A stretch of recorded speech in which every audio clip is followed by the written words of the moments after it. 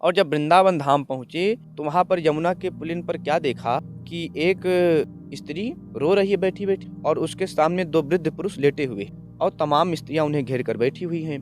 जब वहाँ से चले तो उस स्त्री ने आवाज़ लगाई, भो भो साधो क्षणं तिष्ठ मच्चिंतामपि नाशय दर्शनम तो लोकस्य सर्वथा गहरम परम। नमस्कार, मैं हूं अश्विनी पांडे। आप सभी दर्शकों का हमारे चैनल प्रभु भक्ति में स्वागत है। हमारे साथ जुड़ चुके हैं श्रीमद् भागवत कथा के प्रवक्ता पूज्य मनमोहन तिवारी जी महाराज श्री वृंदावन धाम से। आइए हम इनसे कुछ प्रश्नों के जवाब जानते हैं। स्वागत है महाराज जी चैनल में। जय श्री राधे कृष्णा। प्रभु भक्ति चैनल पर जितने भक्त श्रोता हमें देख रहे हैं, सुन रहे हैं, आप सभी को मेरा प्रेम भरा राधे राधे। महाराज जी, ये भागवत आप कब से कर रहे हैं? देखिए, भागवत तो हम 2020 से कहना प्रारंभ किए हैं। 2018 से हम श्री राम कथा कर रहे हैं, और 2 साल हमने निरंतर राम जी के गुण गाए, राम जी की कथा कही। उसके बाद बिहारी जी की कृपा भई, 2020 से भागवत जी कथा कहने लगे।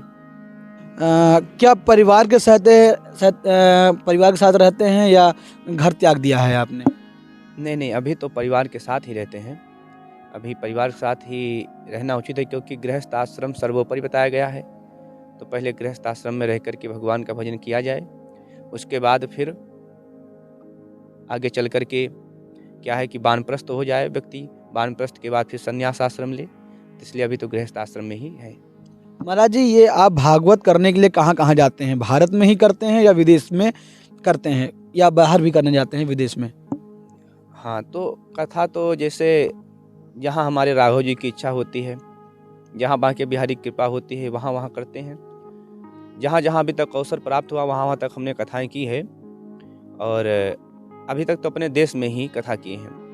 पर यदि कभी प्रभु जी कृपा ऐसी होती है, बिहारी जी कृपा होती है, विदेश भी जाने का अवसर मिलता है, तो यह दास विदेश में भी भगवान की गाथा को गाएगा, भगवान के निर्मल यश को विदेश में भी गाएगा, यदि अवसर मिलता है। महाराज जी, अक्सर सुने होंगे आप राम राम कहा जाता है, लेकिन ये राम राम ही 2 बार क्यों कहा जाता है? जी, बहुत ही अच्छा प्रश्न है, बहुत ही प्यारा प्रश्न है। इसके पीछे एक वैदिक दृष्टिकोण माना जाता है। वैदिक दृष्टिकोण के अनुसार पूर्ण ब्रह्म का जो मात्रिक गुणांक है वो है 108, जो 2 बार राम राम कहने से पूर्ण हो जाता है। अब आप कहेंगे कि 2 बार राम राम कहने से 108 कैसे पूर्ण हो जाता है? तो हिंदी वर्णमाला का जो अक्षर रा है, ये 27वां अक्षर है। कौन सा अक्षर है ये? 27वां है। इसके बाद रा के बगल मात्रा लगती है, वो आ की मात्रा है, वो दूसरा है। और उसके बाद जो माँ अक्षर आता है वो वर्णमाला का 25वां अक्षर है। तो अब हम तीनों का योग करेंगे, जोड़ेंगे, तो 27 और प्लस 2 हो जाएगा 29, और प्लस 25 करेंगे तो हो जाएगा 54। तो मतलब एक राम का योग हमारा 54 बना।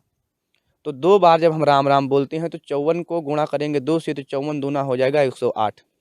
ठीक है, तो 2 बार राम राम कहने से वो पूरी माला का जाप हो जाता है, इसलिए हम सब राम राम बोलते हैं। जैसे प्रणाम करते हैं तो केवल एक ही बार बोलते हैं, भैया जी प्रणाम, भैया जी नमस्कार। इंग्लिश का ज़माना है, गुड मॉर्निंग बोलते हैं, गुड आफ्टरनून, कुछ भी बोलते हैं तो एक ही बार बोलते हैं।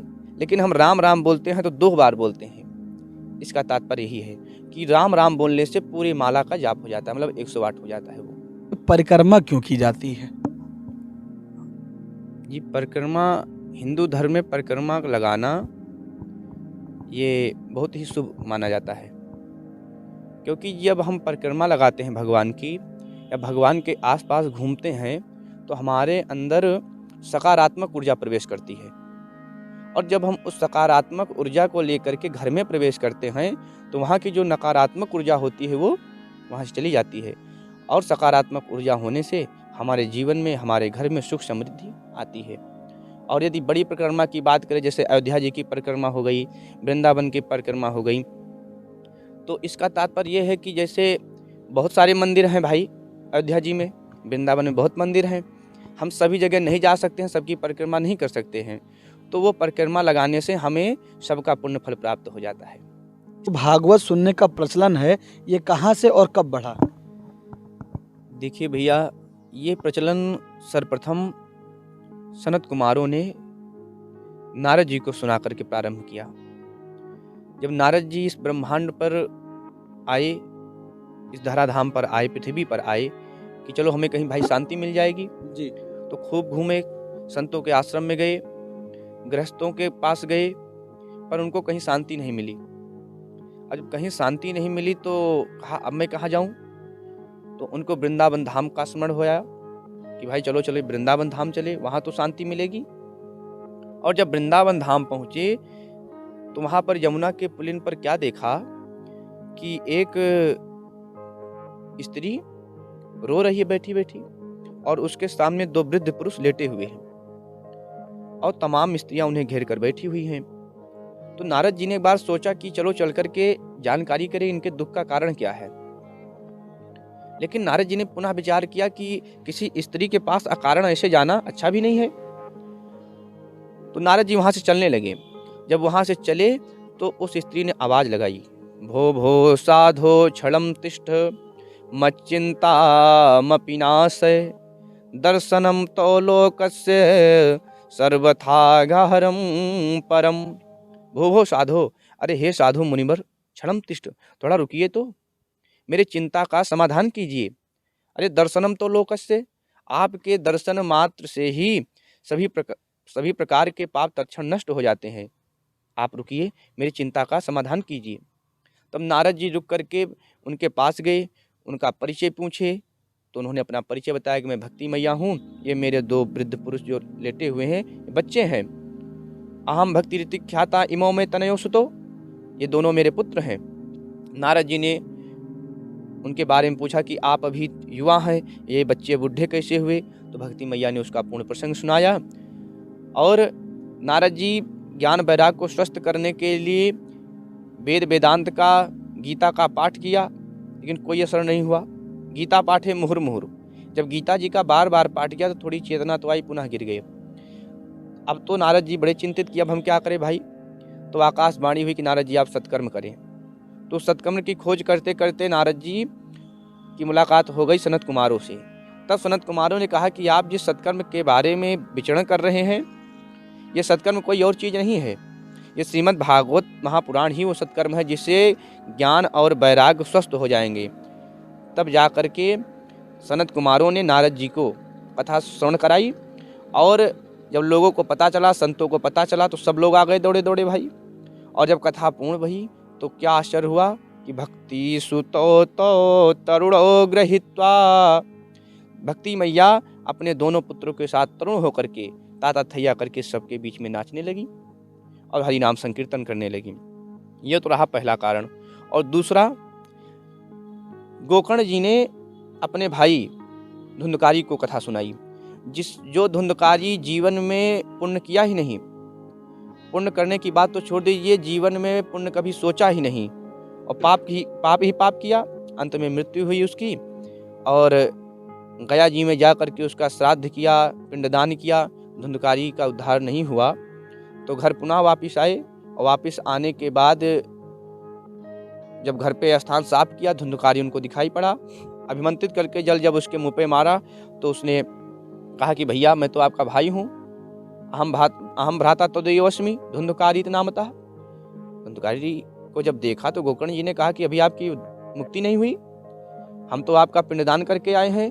धुंधकारी ने कहा भैया आप जीवन में आप हमारे लिए एक नहीं सैकड़ों पिंडदान करो, फिर भी हमारा उद्धार होने वाला नहीं है, क्योंकि हमने जीवन भर पाप किया है। तब दूसरे दिन गोकर्ण जी ने सूर्य भगवान से पूछा कि इनके उद्धार का रास्ता क्या है। तो सूर्य भगवान ने कहा कि भैया श्रीमद् भागवत महापुराण ही इनके उद्धार का हेतु है, इसलिए आप श्रीमद् भागवत की कथा इनको सप्ताह बीच से श्रवण कराइए। और जब श्रवण कराई गई तो धुंधकारी का उद्धार हो गया। तब से ये प्रचलन चालू है। महाराज जी, जो ये 108 मोतियों की माला होती है, ये 108 की ही क्यों होती है? क्यों 109 या 107 की ही नहीं होती है? जी, बहुत ही प्यारा प्रश्न है, और कई लोग इस पर चर्चा भी करते हैं, उनको संशय भी रहता है इस पर कि हाँ कि 107 109 क्यों नहीं 108 ही क्यों। तो प्रश्न बहुत अच्छा है आपका। देखिए, ज्योतिष के अनुसार इस ब्रह्मांड को 12 भागों में विभाजित किया गया है। ये 12 भाग जो 12 राशियां हैं, मेष, वृश्चिक, सिंह इत्यादि, इन 12 भागों में इस ब्रह्मांड को विभाजित किया गया है। इन 12 राशियों में 9 जो नवग्रह हैं, नवग्रह ये विचरण करते रहते हैं। सूर्य, चंद्र, मंगल, बुध, गुरु, शुक्र, शनि, राहु, केतु, ये 9 जो आपके ग्रह हैं ये विचरण करते रहते हैं। तो 12 राशियों का जब हम 9 से गुणा करेंगे तो कितना हो जाएगा? 12 नवैया 108। इसलिए माला 108 गुड़िया की होती है। ठीक है। और दूसरा भी मत है संतों का कि संपूर्ण ब्रह्मांड का प्रतिनिधित्व करती है। ये संख्या जो संख्या है ये संपूर्ण ब्रह्मांड का प्रतिनिधित्व करती है।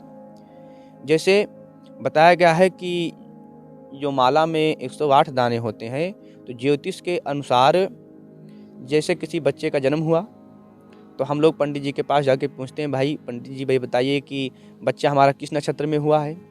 तो नक्षत्र 27 नक्षत्र है और प्रत्येक नक्षत्र में 4-4 चरण हैं। तो 27 का जब हम 4 से गुणा करेंगे तो 108 हो जाएगा। तो 108 माला गुड़िया के माला का जप करने से जो कुनक्षत्र हम पर हमारे जीवन में अमंगल कर रहे हैं वो उनको दूर कर देता है, हमारे जीवन को सुख में बना देता है। इसलिए 108 गुड़िया का माला होता है। जी महाराज जी, हम बहुत बहुत धन्यवाद हमसे जुड़े रहने के लिए, हमारे साथ चैनल में बोलने के लिए। इस वीडियो में इतना ही। अगर आपको वीडियो यह पसंद आई हो तो चैनल को लाइक करें, सब्सक्राइब करें, वीडियो को शेयर करें और बने रहें हमारे साथ, ताकि हम आपको और अपडेट्स, आगे की नई अपडेट्स देते रहेंगे। अभी के लिए बस इतना ही। धन्यवाद।